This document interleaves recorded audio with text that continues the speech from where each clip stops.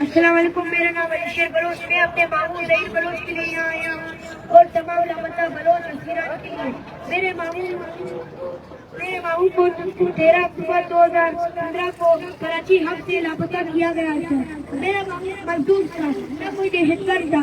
میرا ماموں مزدوری کر کے اپنے بیٹوں کا پیٹ پالتا تھا۔ نہ میرے ماموں نے کوئی گناہ کیا تھا، نہ میرے ماموں نے کچھ کیا تھا، نہ میرے ماموں کا پاس کوئی گھر تھا، نہ کوئی اشیاء تھا۔ میرا ماموں ایک مزدور تھا اور وہ مزدوری کر کے اپنے بیٹے کا پیٹ پالتا تھا۔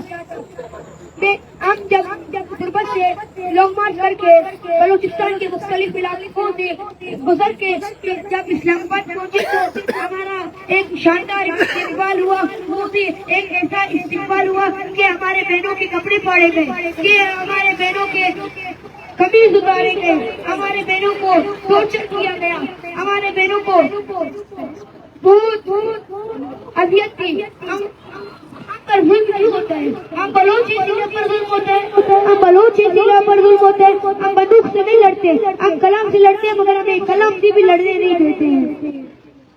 میں ریاست سے یہی اپیل کرتا ہوں، لیکن مجھے امید نہیں ہے یہ ناکام ریاست سے کہ یہ ہمارے تمام لاپتہ بلوچ اسیران کو بازیاب کریں گے۔ میری طرح ایک انیسہ بلوچ ہے۔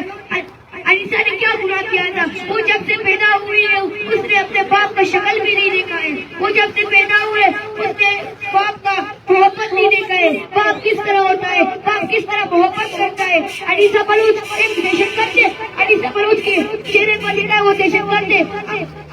انیسہ بلوچ آج اپنے باپ کو نکل کے انیسہ بلوچ نے کوئی گناہ کیا ہے، اور ظہیر بلوچ کے بیٹے نے جب انہیں لاٹھی مارا تو ظہیر بلوچ کے بیٹے کو مار کے بیہوش کیا گیا تھا۔ ظہیر بلوچ کے بیٹے نے جب ظہیر بلوچ کو بولا تھا وہ دہشت گرد ہے، کون سا دہشت گرد ہے؟ بلوچ کو ہر کوئی دہشت گرد بولتے ہیں، نہ بلوچ نے کوئی گناہ کیا بلوچ کو آپ دہشت گرد بولتے ہو۔ بلوچ کو میرا یہی ہے کہ بات ہے، بلوچ کو آپ دہشت گرد کیوں نہیں ہوتے ہو؟ میں پہلی بار اسلام آباد آیا ہوں، میں یہاں پر سڑکوں کو دیکھا تھا، مجھے اپنے بلوچستان کا یاد ہے۔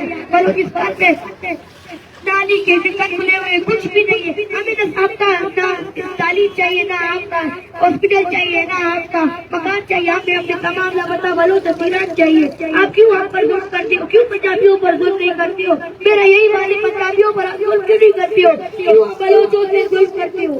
ہم بلوچ ضلع پر ظلم کرتے ہو۔